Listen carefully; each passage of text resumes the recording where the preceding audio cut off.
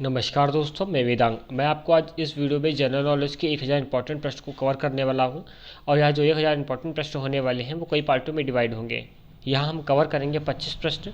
और ये जो 1000 प्रश्न हैं उसका यह नवा वीडियो है। पहले ही बहुत सारे वीडियो जीके से संबंधित पहले ही अपलोड हो चुके हैं। अगर आपने उन वीडियो को अभी तक नहीं देखा है तो आप उन वीडियो को भी ज़रूर देखें। यह क्लास एसआई, यूपीपी, लेखपाल और आगे आने वाली आगामी परीक्षाओं के लिए विशेष महत्वपूर्ण है। हम सुबह आपके लिए करंट अफेयर की वीडियो भी अपलोड करते हैं जो कि सारे एग्जाम की दृष्टि से काफ़ी महत्वपूर्ण है। अगर आपने उन वीडियो को अभी तक नहीं देखा है तो आप उन वीडियो को ज़रूर देखें। अगर आप इस चैनल पर नए हैं और इस चैनल को सब्सक्राइब नहीं किया है तो इस चैनल को भी सब्सक्राइब ज़रूर करें ताकि आने वाली वीडियो का नोटिफिकेशन आप तक पहुँच सके। तो चलिए स्टार्ट करते हैं। पहला प्रश्न पहला प्रश्न हो जाएगा, भारत में राष्ट्र आय का सबसे बड़ा स्रोत क्या है? तो इस प्रश्न का सही उत्तर हो जाएगा सेवा का क्षेत्र। सेवा का क्षेत्र जो होता है वो राष्ट्र आय का सबसे बड़ा स्रोत होता है। अब अगला प्रश्न अगला प्रश्न है, भारत आने वाला सगरी मार्ग की खोज किसने की थी? तो भारत जो सगरी मार्ग आता है वो उसकी खोज जो है वास्को डी गामा द्वारा की गई थी। अब अगला प्रश्न, किस प्रधानमंत्री ने समाजवाद की विचारधारा को आगे बढ़ाया था? तो ये थे पंडित जवाहरलाल नेहरू। पंडित जवाहरलाल नेहरू के द्वारा समाजवादी की विचारधारा को आगे बढ़ाया गया था। अब अगला प्रश्न, सत्यमेव जयते कहाँ से लिया गया है? यह मुंडको उपनिषद से लिया गया है। सत्यमेव जय की बात हो रही तो बता दूं कि सत्यमेव जयते भारत का एक राष्ट्रीय आदर्श वाक्य है। भारत के राष्ट्र प्रतीक के नीचे देवनागरी लिपि में अंकित है। यह प्रतीक उत्तर प्रदेश के निकट वाराणसी के निकट सारनाथ में 250 ईसा पूर्व सम्राट अशोक द्वारा बनवाए गए सिंह स्तंभ के शिखर से नीचे से लिया गया है। लेकिन इसमें यह आदर्श वाक्य नहीं है। यह आदर्श वाक्य जो है ये मुकुंडको उपनिषद से लिया गया है। अब अगला प्रश्न अगला प्रश्न है, चीनी लेखक भारत का उल्लेख किस नाम से करते थे? तो चीनी लेखक जो थे वो भारत का नाम जो है भारत को यिंतू के नाम से उल्लेख करते थे, मतलब भारत को जो है यिंतू के नाम से बुलाते थे। अब अगला प्रश्न है, मार्तंड सूर्य मंदिर कहाँ स्थित है? तो यह जो है जम्मू कश्मीर के अनंतनाग में स्थित है। मार्तंड का जो सूर्य मंदिर है वो जम्मू कश्मीर के अनंतनाग में स्थित है। अगला प्रश्न, हुमायूं नामा की रचना फारसी भाषा में किसने की थी? तो हुमायूं नामा की रचना फारसी भाषा में गुलबदन बेगम ने की थी। अब अगला प्रश्न, भारत में मुस्लिम शासन व्यवस्था का वास्तविक संस्थापक माना जाता है? तो यह माना जाता है तुर्कों को। तुर्की जो थे वो भारत में मुस्लिम शासन व्यवस्था का वास्तविक संस्थापक उन्हें माना था, उन्हें वास्तविक संस्थापक माना जाता था। तुर्की कई प्रकार के होते हैं, एक चक्राई तुर्की होते हैं। अब आपके लिए अगला प्रश्न है, भारत में सर्वप्रथम किस मुस्लिम आक्रमणकारी ने जजिया कर वसूला था? तो ये थे मोहम्मद बिन कासिम के द्वारा ही भारत में पहली बार मुस्लिम आक्रमण जो थे इसने जजिया कर वसूला था।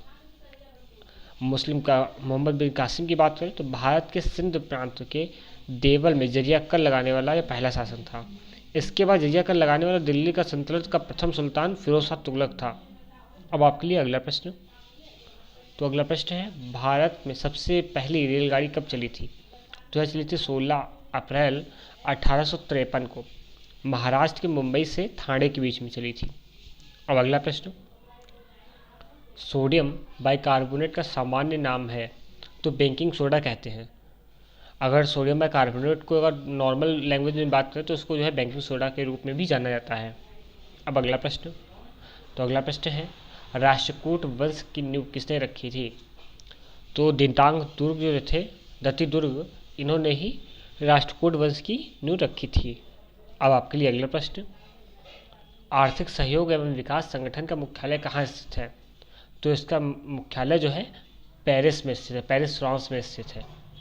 अब अगला प्रश्न, भारत द्वारा सबसे अधिक विदेशी मुद्रा किस पदार्थ के आयात की जाती है?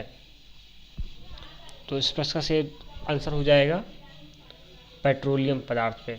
पेट्रोलियम पदार्थ में जो है सबसे ज़्यादा भारत जो है विदेशी मुद्रा आयात करता है। अब अगला प्रश्न है, भारत में विदेशी व्यापार की दृष्टि से सर्वाधिक महत्वपूर्ण देश कौन सा है? अगर विदेशी व्यापार की दृष्टि करें हम लोग, इस क्वेश्चन का मतलब ये है कि अगर विदेशी व्यापार की दृष्टि से बात करें तो भारत किस देश के साथ सबसे ज़्यादा व्यापार करता है, विदेशी व्यापार करता है, तो यह करता है संयुक्त राष्ट्र अमेरिका के साथ। सबसे ज़्यादा विदेशी व्यापार जो है संयुक्त राष्ट्र अमेरिका के साथ होता है। अब आपके लिए अगला प्रश्न, अधिकतम राज्यों के साथ मिलने वाले सम्मिलित सीमा होने वाला राज्य कौन सा है, तो यह उत्तर प्रदेश है, जो कि 8 राज्य और एक केंद्र शासित प्रदेश के साथ अपनी सीमा साझा करता है। इसमें आपका हिमाचल प्रदेश, उत्तराखंड, बिहार, राजस्थान, मध्य प्रदेश, छत्तीसगढ़, हरियाणा, झारखंड शामिल हैं। और केंद्र शासित प्रदेश की बात करें तो दिल्ली का NCR जो है इससे साझा करता है। अब आपके लिए अगला प्रश्न, तो नासिक किस नदी के किनारे स्थित है? नासिक जो है गोदावरी नदी के किनारे स्थित है। अगला प्रश्न, नागार्जुन सागर बांध किस नदी पर बना है? तो यह बना है कृष्णा नदी। कृष्णा नदी पर ही नागार्जुन सागर बांध परियोजना स्थित है। अब अगला प्रश्न, ग्रेनाइट किस प्रकार का शैल है? ग्रेनाइट किस प्रकार की शैल आपको बताना है, आपको ये हो जाएगी अग्नि शैल। अग्नि शैल जो है ग्रेनाइट शैल होती है। अब आपके लिए अगला प्रश्न, अरब आक्रमणकारी मोहम्मद बिन कासिम के समय सिंध का राजा कौन था? तो अरब का जब आक्रमण हुआ था मोहम्मद बिन कासिम के समय, तो सिंध का राजा जो है दाहिर था। तो अब अगला प्रश्न हो जाएगा, जापान के किन शहरों पर अमेरिका के द्वारा परमाणु बम गिराया गया था? तो पहले तो ये गिराया गया था दो शहरों में गिराया गया था। पहले गिराया गया था हिरोशिमा, फिर नागासाकी। आपको बताते चले कि 6 अगस्त 1945 को जापान के हिरोशिमा पर पहला परमाणु बम गिराया गया था और उसके बाद नागासाकी पर। इनमें करीब 3 लाख लोग जो है मारे गए थे, लगभग 3 लाख लोग। 1.5 लाख लोग तो 1 लाख लोग तुरंत ही खत्म हो गए थे और बाकी 2 लाख लोग जो है उनके बाद में जो है रेडियन जो थे उसकी वजह से जो है उनकी मृत्यु हो गई थी। अब आपके लिए अगला प्रश्न, भौतिक अनुसंधान प्रयोगशाला कहाँ स्थित है? तो भौतिक अनुसंधान प्रयोगशाला जो है अहमदाबाद में स्थित है। अब अगला प्रश्न, भारत का सदी किसे कहा जाता है? तो अमीर हसन को। अमीर हसन जो थे इनको ही भारत का सदी कहा जाता है। अब आपके लिए अगला प्रश्न, शेरशाह के समय तांबे के दाम और चांदी के रुपये का विनिमय दर क्या थी? तो इसकी विनिमय दर थी 64:1 की जो है रेशो के हिसाब से थी।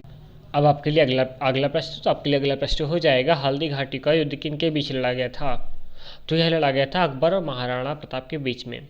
अकबर और महाराणा प्रताप के बीच में हल्दी घाटी का युद्ध लड़ा गया था। इसमें जो है अकबर की जीत और महाराणा प्रताप की बुरी तरीके से हार हुई थी।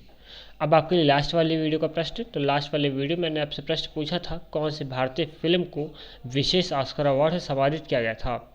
तो यह फिल्म थी गांधी फिल्म को विशेष ऑस्कर अवार्ड से सम्मानित किया गया था। दोस्तों, जो भी मैं वीडियो के लास्ट में प्रश्न पूछता हूँ उसका आंसर आप कमेंट बॉक्स में ज़्यादा से ज़्यादा और डिटेल से बताया करें। जितना आप उस क्वेश्चन को डिटेल से बताएंगे उतना ही वह क्वेश्चन आपको आराम से याद हो जाएगा, ताकि वो क्वेश्चन एग्जाम में किसी भी टाइप से अगर रखा है तो आप उस क्वेश्चन को कम से कम समय में अटेम्प्ट कर सकते हैं। अब आपके लिए आज वाले वीडियो का प्रश्न, तो आज वाले वीडियो का प्रश्न है, मानसबदारी पद्धति को किसने लागू किया था? इस प्रश्न का मुझे आंसर जो है कमेंट बॉक्स में ज़रूर बताइएगा। अगर आपको किसी भी क्वेश्चन में कोई भी डाउट है तो हमें ईमेल और फेसबुक पेज के माध्यम से संपर्क कर सकते हैं। इस वीडियो का लिंक कम से कम एक स्टडी ग्रुप तक तो ज़रूर शेयर करें, ताकि आपके और भी साथी इस वीडियो का आप ले पाएँ। अगर आप इस चैनल पर नए हैं और अभी तक इस चैनल को सब्सक्राइब नहीं किया है तो आप इस चैनल को सब्सक्राइब करें और बेल आइकन को प्रेस करना बिल्कुल मत भूलिएगा, ताकि आने वाले वीडियो का नोटिफिकेशन आपको मिल सके। मैं आपसे वादा करता हूँ आपको इस चैनल से काफ़ी हेल्प मिलेगी। Thanks for watching.